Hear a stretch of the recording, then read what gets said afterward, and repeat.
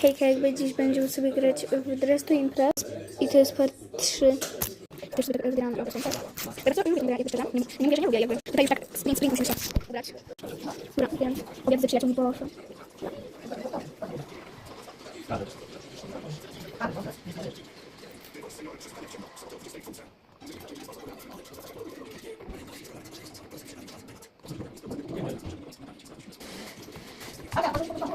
Tak, nie wiem, że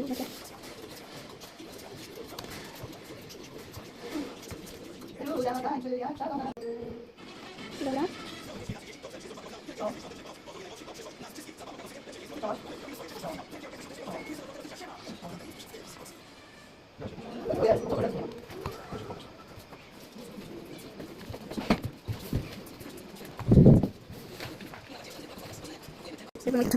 I zostało 32 sekundy do rundy, jakby, że będziemy się głosować. Jeszcze raz stopy założyłam, jak sekundy.